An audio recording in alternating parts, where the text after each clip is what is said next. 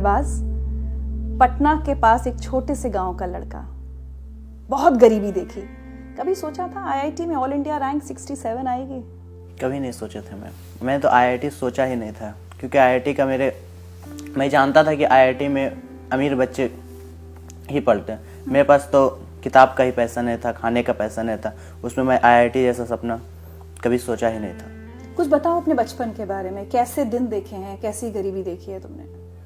मैं तो जैसा गरीबी देखा तो भगवान से प्रार्थना करता हूँ कि वैसा गरीबी कोई देखे ना, कि मैं जिस टाइम से अपना होश संभाला, जिस टाइम से मैं देखा, उस टाइम से ही ऐसा गरीबी कि 2 टाइम खाने का घर में सामान नहीं, पैसा नहीं, किताब का पैसा नहीं, रहने का घर नहीं, घर भी ऐसा कि धूप से बचता का, पानी से क्या, धूप से ही बेकार, बच ही नहीं सकते आप। उसके बाद किताब, कॉपी, खाना, कपड़ा लत्ता कुछ भी मेरे पास नहीं था कि जिससे कि मेरा सपना हो सके कि मैं पढ़ सकूं। उसमें मैं क्या कैसे पढ़ता था उसके लिए मैं थोड़ा सा बताना चाहता हूं कि जब मैं उर्दू पढ़ के, जब बच्चे का पढ़ाई, मैं बचपन का पढ़ाई पूरा कर लिया, उसके बाद मैं हिंदी जब पढ़ने के लिए गया तो मेरे पास किताब कॉपी नहीं था। स्कूल वाले प्राइवेट स्कूल में पढ़ना मैं चाहता था, बट प्राइवेट स्कूल में पढ़ नहीं सका। हिंदी मीडियम में ही प्राइवेट स्कूल में नहीं पढ़ सका क्योंकि पैसा ही नहीं था। तो मेरे मम्मी पापा सरकारी स्कूल में भेजे और वहाँ सरकार की तरफ से किताब मिलता था, लेकिन कॉपी तो नहीं मिलता था। तो कॉपी के लिए मैं न्यूज़पेपर का यूज करता था, कभी स्लेट का या फर्स्ट सेकंड थर्ड, जब तक मैं 6 क्लास तक था तब न्यूज़पेपर कॉपी मांग चांग के, चाहे फिर कबाड़ी का दुकान से कॉपी ला के वहाँ से जाके कॉपी लाता था। 6, 7, 8 तक इसी तरह से पढ़ता गया। ना कोचिंग ना स्कूल, कुछ भी नहीं, बस केवल सरकारी स्कूल में जहाँ कुछ फैसिलिटी नहीं, सर आते नहीं थे, उसी में मैं जाके जब तक स्कूल खुला रहता था, जब तक मैं सेल्फ स्टडी करता था। और क्लास 8 तक पढ़ते एनटीएससी क्लास 8 में क्वालिफाई किया। उसके बाद कुछ पैसा आने लगा कि मैं आगे का पढ़ सकूं किताब पे, लेकिन उतना पैसा नहीं आता था कि मेरा कुछ भी हो सके। बस किताब भी नहीं खरीद पाते। तो 9 क्लास में गया, कॉपी का तो पैसा आ गया, लेकिन अब किताब का पैसा नहीं था कि 9 क्लास का मैं किताब खरीदूं। तो 9 क्लास के मैम सर लोग जो थे, सर मैम किताब देते थे। उसके बाद फिर जब मैं क्लास 10 में गया तो उस टाइम सबसे बड़ा परिस्थिति, उस टाइम सबसे विषम परिस्थिति था कि जब इतना सब चीज़ एग्जाम में क्वालिफाई होने तक मैं पढ़ लिया, पास हो गया, लगा कि मैं मैट्रिक में टॉप कर जाऊंगा। उसके बाद भी मेरे पास समस्या था कि मेरे पास फॉर्म भरने का पैसा नहीं था। तो उस टाइम पूरा परेशानी आ गया कि अब कहाँ से फॉर्म भरना। तो मैं तो मैट्रिक में यदि मैं पास ही ना हो तो आगे का कुछ सोच ही नहीं पाऊंगा। तो मैट्रिक के लिए फॉर्म के लिए मैं फॉर्म भर नहीं था। लास्ट डेट को जब मैम को जब पता चला, हमारे सर को पता चला कि अरबाज के पास पैसा नहीं, फॉर्म काहे नहीं भरा है, तो बताएं कि कि मैम मेरे पास तो पैसा ही नहीं, हम कैसे भरें। हमको तो लगता है कि हमको पढ़ाई मेरा यहीं से खत्म हो जाता है, छूट जाएगा, क्योंकि मेरे पास घर में किससे मांगा जाता है, किसके जिनके पास रहता है उनके पास तो खाने का पैसा नहीं है, कि कपड़ा का रहने का घर नहीं। तो कहाँ से मैं घर से मांग के लाऊं कि मुझे फॉर्म का पैसा दीजिए। अपना भी तो कुछ सोच होता है। कितने पैसे चाहिए थे फॉर्म भरने के लिए?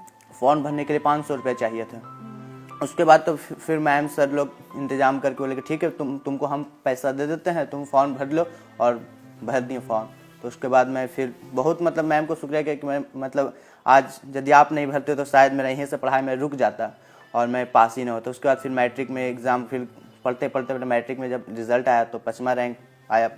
उसके बाद फिर सुपर 30 का न्यूज़पेपर से सुपर 30 के बारे में पता चला। इधर सुपर 30 का मैट्रिक के साथ ही मैं क्वालिफाई कर गया, न्यूज़पेपर से मुझे पता चला था। और सुपर 30 में क्वालिफाई हुआ, तब से मेरा ज़िंदगी में लगा कि मेरे पैर लग गए। क्या कि जब मैं सुपर 30 में मैं न्यूज़पेपर में पढ़ा था सुपर 30 का स्टोरी कि सुपर 30 ऐसा है कि जिसमें सिलेक्शन होने का आईआईटी में सिलेक्शन होना। और सही मेरे साथ हुआ कि मैं जिस टाइम लगा कि मैं सुपर 30 में क्वालिफाई होगा, उस टाइम तो मेरा मत कहिए कि हम इतना खुश थे कि हम बता नहीं सकते कि मैं रहना खाना और सब चीज़ फ्री हो गया। उसके बाद फिर कि अब मैं लगा कि मैं अमीर बन जाऊंगा, क्या कि मैं आईआईटी में सिलेक्शन हो जाएगा, मैं चल जाऊंगा आईआईटी मुंबई, एकदम खुश, एकदम कि मत कहिए कितना एनर्जी था कि उस टाइम। और उसके बाद जब देखा आनंद सर को कि पैसा भी नहीं ले रहे, खिला भी रहे, कपड़ा भी दे रहे, उसके बाद बेटा जैसा प्यार दे रहा है, तो इतना मैं उस टाइम खुशी हुआ कि मैं एकदम पूरा सर को वचन दे कि मैं एकदम जी जान लगा दूंगा सर का, कि आज आप जैसा सर आज तक जिंदगी में नहीं देखे और उम्मीद करते हैं कि कभी देखेंगे भी नहीं ऐसा सर। तो मैं पूरा खुश हो गया, एकदम पूरा एनर्जेटिक होकर पूरा सर के पास गया। सर को एकदम, सर तो मेरे पापा ऐसा एकदम है ही है, और अभी तो हमको बेटा ही, अभी भी बेटा ही कहते हैं। तो मैं खूब पूरा मेहनत वहाँ करने लगा, एकदम खूब हर एग्जाम में पास होने, टॉप करने लगा सुपर 30 में, और फिर कंटिन्यू हर एग्जाम में टॉप टॉप करते करते मैं IIT में भी टॉप कर गया आपको सुपर। कुछ सुनवाती हूँ मैं। ऋचा जी नमस्कार। अरबाज, मैं तुम्हें देखकर बहुत आज प्रसन्न हूँ।